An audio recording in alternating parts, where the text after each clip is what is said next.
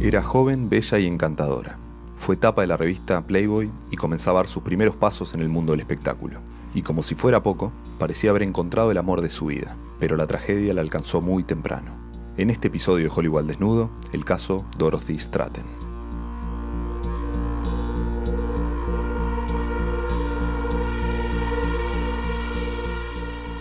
Algunas de las historias más macabras que mancharon a Los Ángeles tuvieron su génesis muy lejos de las autopistas y los restaurantes de esta ciudad.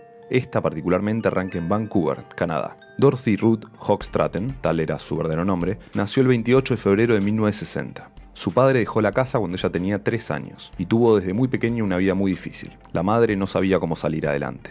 En ese contexto adverso, Dorothy debió desde muy temprana edad hacerse cargo de la familia. Durante su adolescencia, Dorothy era la más atractiva del Centennial High School y a la par de sus estudios debía trabajar como camarera en el Dairy Queen, un restaurante de comida rápida. Tanta responsabilidad no le impidió practicar patinaje y casi llegó a la categoría de profesional. También escribía poesía y soñaba con un porvenir más auspicioso. Era una chica tímida, pero muy consciente de su muy atractiva apariencia física. Tarde o temprano sería descubierta por alguien importante, que la podría guiar hacia esa vida que tanto añoraba. Y entonces, una noche en 1978, apareció en el Dairy Queen un personaje llamativo llamado Paul Snider. Ella tenía 17 años. Él era 11 años mayor. Dorothy estaba cumpliendo el turno que le correspondía. Ella estaba radiante. Él, cautivado, le dijo a su amigo: «Esa rubia me hará rico». Y si Dorothy supiera la historia que les estoy a punto de contar, habría huido sin dudarlo un segundo. Pero a veces el destino es cruel y nos hace encontrarnos demonios enmascarados que se disfrazan de galanes y seductores. Verán, al igual que Dorothy, Paul Snider también era nativo de Vancouver y su infancia fue complicada. Sus padres se separaron cuando era niño, por lo que debió aprender a sobrevivir por sí mismo. Le daba vergüenza ser flaco, así que durante la adolescencia se puso a hacer ejercicios y más tarde, para verse más maduro, se dejó un bigote. A Snider le gustaban el dinero y las mujeres, y se propuso tener ambos. En Vancouver trabajó como promotor de eventos deportivos, pero hizo carrera como proxeneta. Para impresionar a sus chicas y a los clientes manejaba un Corvette negro. En su cuello colgaba una estrella de David, que delataba su origen hebreo. Por eso lo conocían como el proxeneta judío. Pero su reputación en Vancouver se agrió cuando comenzó a tener problemas y deudas con matones. Hasta llegó a ser colgado de los tobillos del piso 30 de un hotel. Ya sin posibilidades de reparar sus deudas, hizo las valijas y se muda a Los Ángeles. En tierras californianas, Snider continuó como proxeneta, y la influencia del glamour de Hollywood lo motivó a perfeccionar sus métodos. Cautivaba a las chicas con lujos y promesas de fama y fortuna. Ambicionaba ser una figura del jet set, alguien famoso y respetado. Pero le costaba moverse más allá de los márgenes de Beverly Hills, y el negocio con las chicas no era muy rentable. Así que volvió a Vancouver, esta vez con un perfil más bajo. Por medio de otra camarera, Snider consiguió el teléfono de Dorothy y la llamó. Conectaron desde su primer encuentro. La joven quedó cautivada por el carácter extrovertido de Snider, y también por su generosidad. Le regaló ropa y un anillo de topacio. Luego le consiguió un elegante apartamento en la zona de la bahía, y para su noche de graduación le regaló un vestido blanco y la acompañó a la ceremonia. Dorothy, que hasta ese momento debía luchar sola para sacar adelante a su madre y a sus hermanos, que no tenía una figura adulta que la contuviera, que no conocía los lujos, quedó deslumbrada ante Snider y sus promesas. A pesar de que no lograba convencer a su madre, Dorothy estaba segura de que detrás de la máscara arrogante que llevaba presente Snider había un muchacho sensible y protector. Lejos de aquello que imaginaba su chica, Snider no perdía su objetivo de hacer negocios gracias a Dorothy. No la convirtió en prostituta, ya que le veía condiciones para lograr mucho más. Incluso evitó que cayera en excesos, lo que terminaba siendo la perdición de muchas mujeres jóvenes. Tenía grandes planes para Dorothy y supo dar el golpe maestro.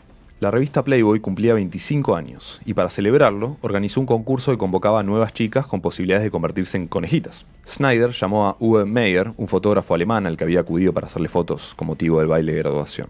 Esta vez le pidió retratarla desnuda. Dorothy accedió a las fotos. Su buena predisposición y su frescura a la hora de posar sorprendieron a Meyer y entusiasmaron aún más a Snider.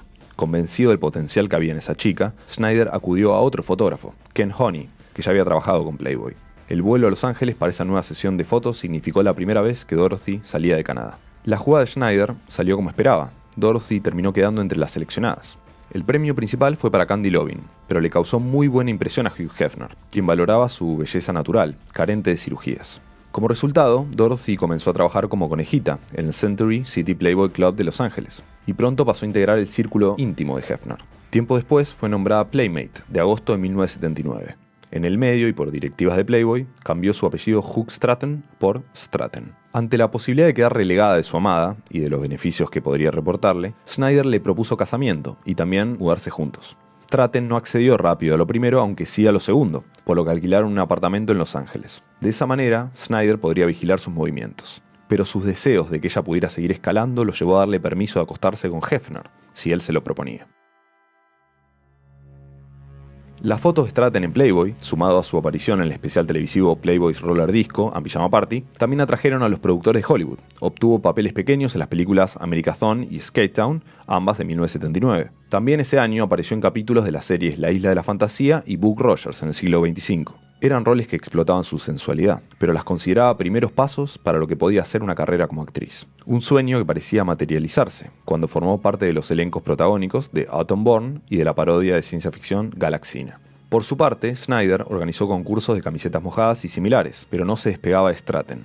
La presionó para que se casaran, sin dejar de recordarle que ambos tenían un propósito, y que no debía abandonarlo, porque se necesitaban el uno al otro. Ella estaba indecisa, y las personas que tenía alrededor comenzaron a percatarse de que no estaba bien. Le pedía al médico que le recetara Valium y escuchaba consejos sobre qué hacer ante tanta presión. Hefner, en su rol de figura paterna, también aconsejó a la muchacha y no le ocultó la poca confianza que le inspiraba Snyder.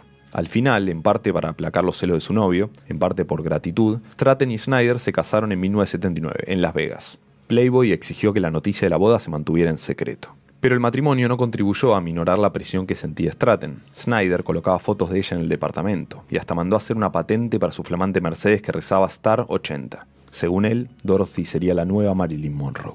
El dominio sobre su amada, sobre su gallina de los huevos de oro, era tal que hasta controlaba que no fumara, no bebiera alcohol y no se drogara demasiado. También se dedicó a supervisar cada uno de los contratos que le ofrecían de Playboy y de Hollywood, para vigilar bien de cerca sus finanzas. La presión también llegaba por el lado de la revista. Hefner y los suyos habían promocionado la carrera de otras conejitas, como Barbie Benton, pero sin suerte. Entonces pusieron todas sus esperanzas en la mezcla de erotismo y dulzura que encarnaba Stratton. Snyder también le advirtió a la joven sobre los hombres poderosos que solían visitar la mansión Playboy. Sentía celos de que alguno pudiera ofrecerle más lujos y mejores trabajos, y de que ella lo abandonara.